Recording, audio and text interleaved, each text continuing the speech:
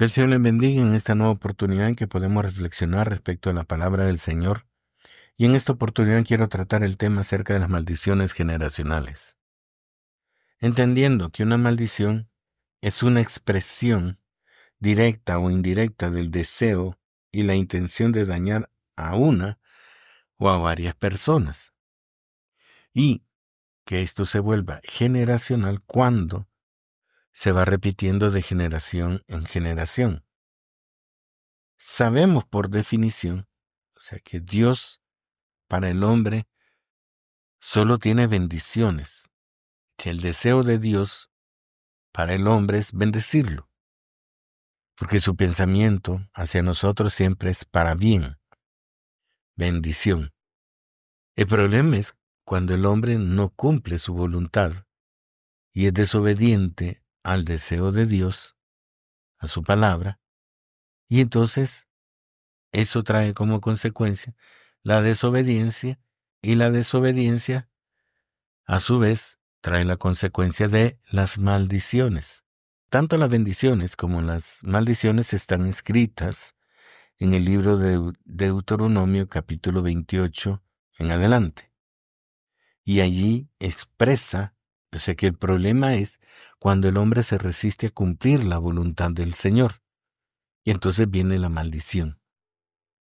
Pero debemos entender que este juego de obediencia y desobediencia, aunque ciertamente la decisión está en el hombre, existe una fuerza que está indudablemente encabezada por Satanás y sus huestes demoníacas, que el Señor la reprenda.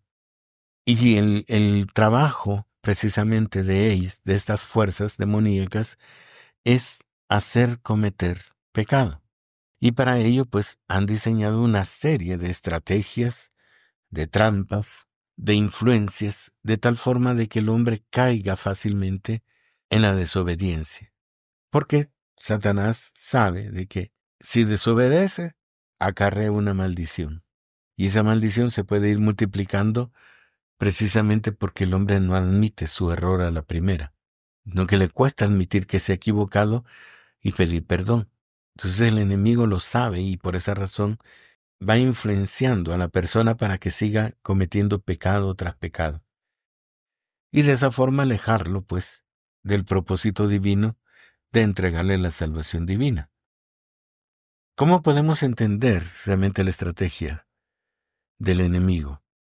Desde el principio usted sabe que todo estaba bien en la creación, Dios creó al hombre, le puso un jardín especialmente para él, para que lo cultivase y lo hiciese fructificar, y él se pudiese reproducir, ¿verdad? Y vino, pues, Satanás, y lo que le indujo fue a pecar, a cometer la única falta a la voluntad de Dios que existía en ese momento.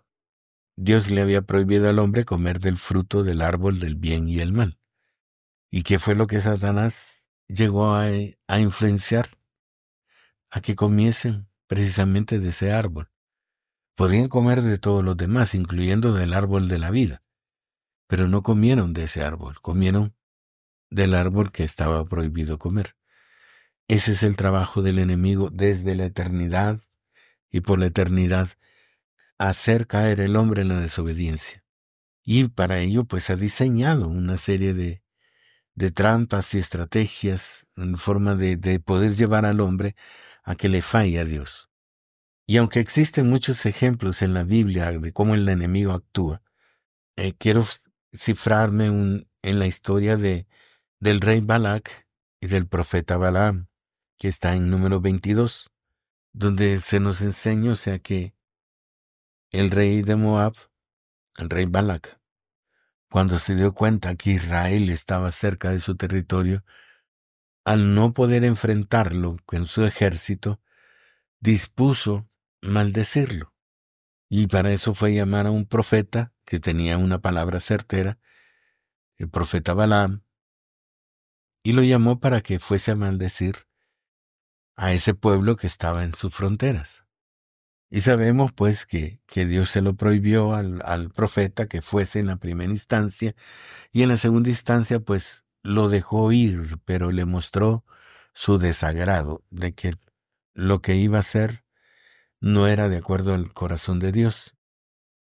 Y le puso la condición que únicamente tenía que hablar lo que Dios le pusiese en su boca. Y lo que le puso en su boca fue bendecir al pueblo. Ante eso se enojó el rey Balac, ¿verdad? Y amenazó al profeta precisamente por no hacer su voluntad, ¿verdad?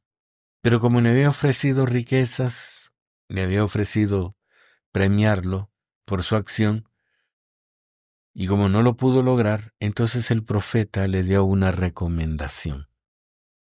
Eso es lo que nos narra, pues, la historia bíblica, que le recomendó que dejase ir a sus hijas a relacionarse con los hijos de Israel, y que de esa forma los iba a hacer caer, los iba a debilitar, iba a quitarle la protección divina al pueblo de Israel, porque los iba a hacer ser desobedientes a la ley, al deseo de Dios, porque les había prohibido que se juntasen con los pueblos que estaban a su alrededor, y que no diesen de sus hijos para juntarse con las hijas de ellos.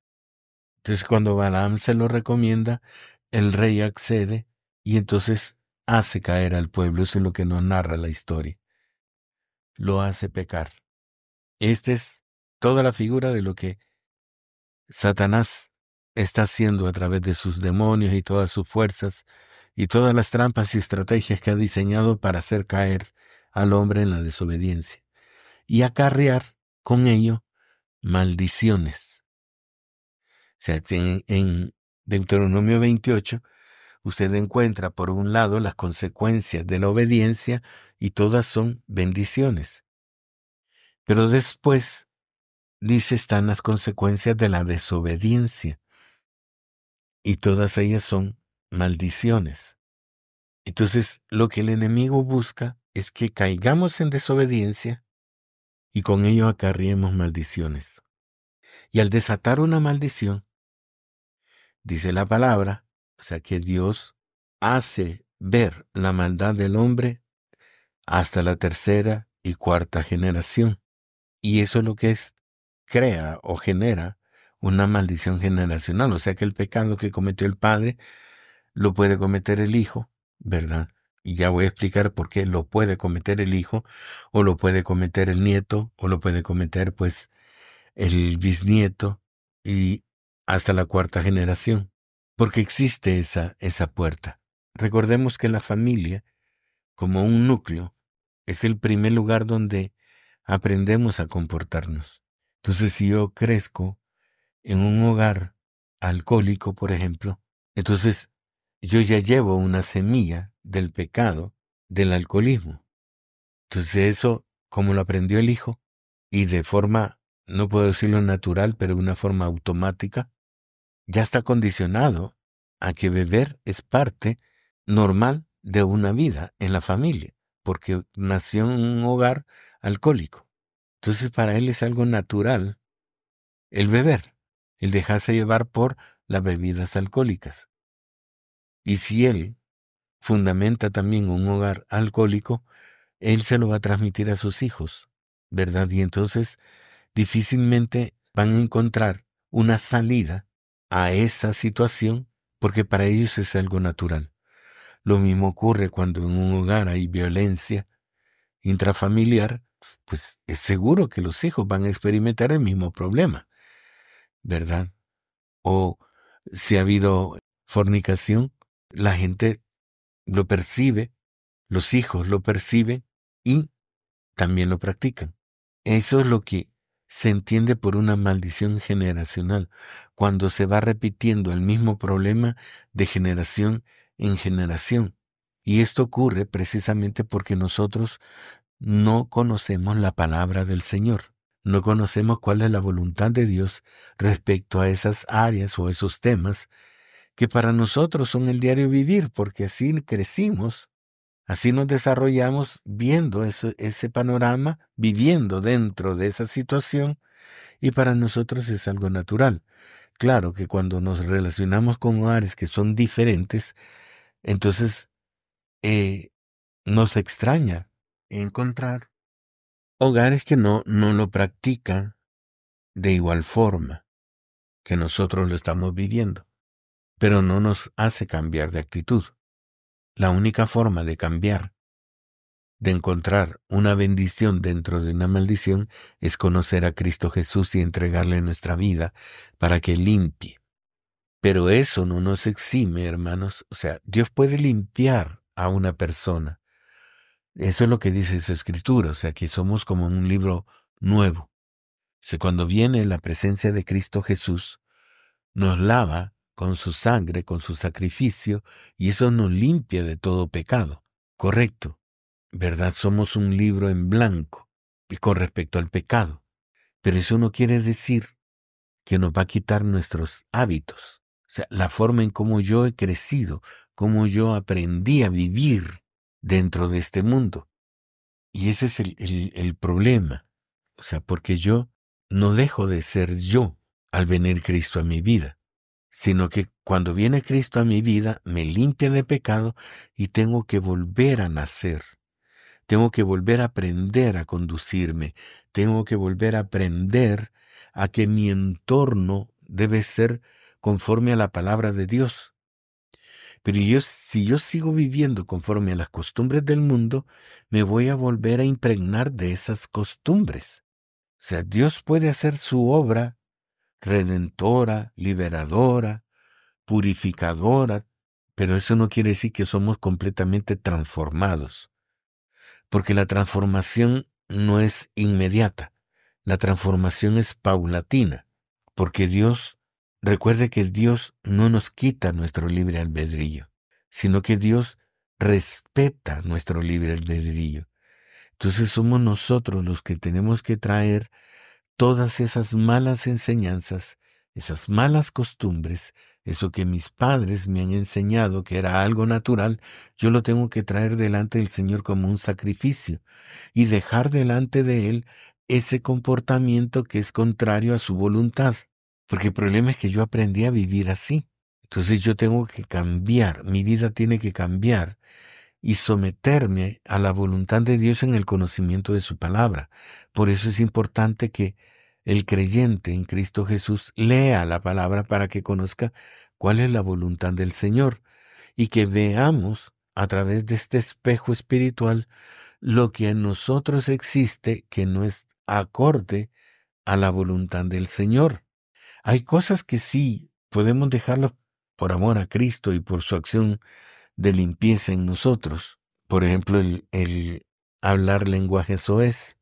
Al momento de entrar a la iglesia, como el lenguaje es diferente, nosotros cambiamos nuestra forma de hablar. Pero eso no quiere decir que cambiemos nuestra forma de pensar, porque el pensar ya le corresponde al alma. El alma debe también cambiar, debe entregarse al Señor. Por eso cuando se establece lo que nosotros debemos hacer en nuestra relación con Dios, dice que tenemos que amarlo con toda nuestra fuerza, con toda nuestra mente, con toda nuestra alma, con todo nuestro ser, y servirle solo a Él. Entonces son condiciones en las que me expresa de que no únicamente tengo que ser limpiado en primera instancia, sino que también tengo que cambiar mi forma de comportarme, mi forma de pensar, mi forma de ver las cosas y de interpretar las cosas que me están sucediendo y vivirla de acuerdo a la voluntad del Señor. Eso es una transformación de pensamiento, de sentimiento, de voluntad. Hay una transformación porque ya no busco lo que buscaba antes de conocer a Cristo Jesús. Toda mi escala de valores tiene que cambiar para poner en primer lugar a Cristo Jesús en mi vida. Pero son las decisiones que yo tengo que tomar, porque Dios no lo pone como que si cambiásemos un cassette de música. No, o sea, son actitudes que yo tengo que tomar y son decisiones que yo tengo que tomar respecto a mi forma de relacionarme con Dios y con el mundo. O sea, que mi principal objetivo es agradar a Dios y agradando a Dios poder vivir en el mundo. Entonces mi escala de valores tiene que cambiar y mi forma de pensar tiene que cambiar. Entonces todo lo que me enseñaron mis padres en la forma en cómo se vive socialmente o en familia, yo lo tengo que cambiar. Porque si ellos no han conocido a Cristo Jesús, indudablemente yo ya lo conocí y yo tengo que comenzar un cambio en mi vida, a partir de mi vida. Y si yo hago efectivo ese cambio, o sea, si realmente soy transformado, entonces lo que venga para mis generaciones, la enseñanza que ellos van a recibir es conforme a la palabra del Señor. Porque yo se los tengo que estar enseñando y les tengo que estar advirtiendo cuáles son los caminos peligrosos. Entonces ellos van a aprender a vivir en Cristo Jesús. Les va a resultar mucho más sencillo que alguien que aprendió a vivir sin Cristo. Ese sería el beneficio. Pero mientras tanto, hay maldiciones que están presentes. Si en mi caso, que yo vengo de un hogar que no conocía a Cristo Jesús, en la vida de mis familias, de mis familiares, mis antecesores, pues hay muchas maldiciones generacionales que están afectando, o sea, que están a la expectativa de mi vida, viendo si le doy alguna oportunidad. ¿Por qué? O sea, ciertamente yo fui lavado con la sangre de Cristo Jesús, y los pecados que había cometido antes de conocer a Cristo Jesús, todos ellos fueron borrados. Pero lo que me enseñaron mis padres, eso no fue borrado. Los errores que cometieron mis padres no fueron borrados. Y fue algo de que en mi vida, de día en día, se hizo presente. Como cuando alguien llega y toca la puerta y usted abre y entonces se da cuenta quién es el que tiene frente. Y si es amigo, usted lo recibe bien. Y si es una persona desconocida, pues entonces lo atiende. Pero así se han presentado todas las malas enseñanzas, por decirlo así, que yo recibí de mi casa, de mis antecesores, porque ellos me enseñaron a vivir así. O sea, esa fue la forma en cómo yo fui criado, y eso es lo que yo aprendí. Gracias a Dios, no nací en un hogar que tenía un lenguaje soez. Entonces yo no practicaba ese lenguaje, ¿verdad? Aunque en la época de la rebeldía, que la influencia de los amigos, que se yo, alguna palabrita se pegó, pero gracias al Señor no fue algo que quedó enraizado, sino sencillamente algo que pasó. Pero eso no quiere decir, o sea, que mi historia es la misma que usted que me escucha. Probablemente usted ha crecido en un hogar completamente disfuncional y su vida va encaminada a tener un hogar disfuncional, donde las cosas no funcionan bien, eso es lo que quiero decirle, donde no haya amor, donde no haya respeto, donde no se estén cultivando valores bíblicos constantemente en la familia. Hay muchos hogares que son cristianos, pero que no tienen un devocional familiar, que no se reúnen a leer la Biblia, que no oran juntos, sino que se sientan juntos si acaso a ver televisión, o si no, como es la moda hoy, que cada quien se sienta a la mesa con su celular y están ahí como completos extraños. Eso es un hogar disfuncional, porque no hay ninguna función que añada bendición a la vida de cada uno. En cambio, si orásemos juntos, si juntos leyésemos la palabra y escudriñásemos los misterios que están dentro de la palabra del Señor, de cada texto bíblico, entonces sí hubiese una función de edificación, de cimentar las bases bíblicas en la familia, y eso nos ayuda indudablemente a aumentar o a fortalecer nuestra relación con Dios. Necesitamos grandemente que las familias de creyentes vivan su fe entre ellos mismos. O sea, que se estén orando, que estén recibiendo las revelaciones de Dios, practicando los dones del Espíritu Santo y derramando bendición cuando sea necesario y peleando juntos cuando el opositor pues esté en contra, cuando venga la prueba, cuando venga la situación difícil, que puedan estar juntos. Pero hoy, hermanos, el enemigo está utilizando incluso los celulares para mantener las familias divididas. Entonces él sigue ideando, él sigue creando estrategias para separar la familia, para hacerla caer en el error, para no impedir de alguna forma, que la familia se fortalezca espiritualmente y le presente batalla en el momento en que él comienza a actuar.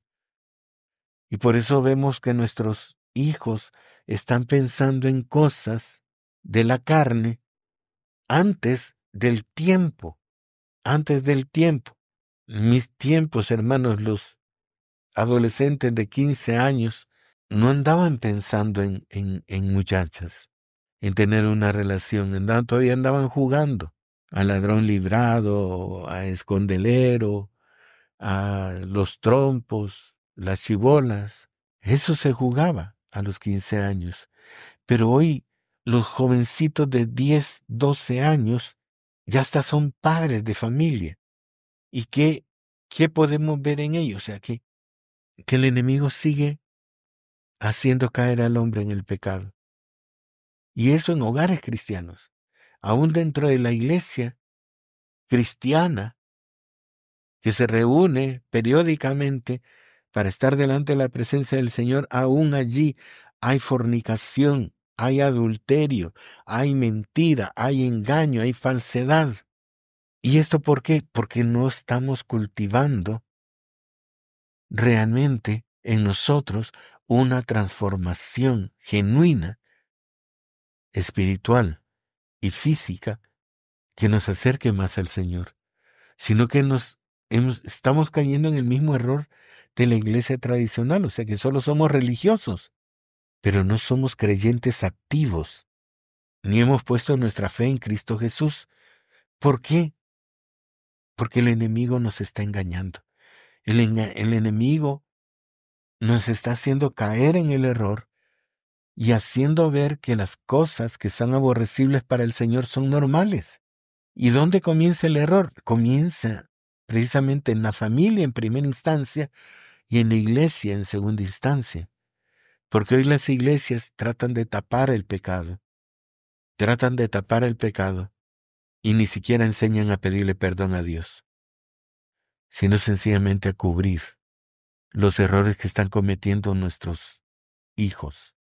Y eso solo es engaño. Y el padre del engaño se llama Satanás. Y por eso Cristo Jesús dice, ustedes son hijos de su padre, Satanás. Porque estamos haciendo lo que nuestro padre hace, engañar. Y estas son las consecuencias de las maldiciones generacionales, hermano. Porque lo que nosotros en nuestro comportamiento le enseñamos a nuestros hijos a hacer, ellos lo están haciendo porque es algo normal. Hermanos, enseñémosles a vivir como cristianos, como verdaderos creyentes, reuniéndonos en todo momento en nuestra casa para alabar al Señor, para leer su palabra, para orar juntos, para ministrar nuestro espíritu juntos, de tal forma que seamos realmente una torre fuerte delante del enemigo para no permitirle que nos robe las bendiciones que el Señor nos da diariamente. Con la ayuda del Señor vamos a seguir tratando esta temática en la próxima semana. Que el Señor le bendiga, que el Señor le guarde y también le dé entendimiento en esta temática que es muy delicada, pero necesaria de discutir. Bendiciones.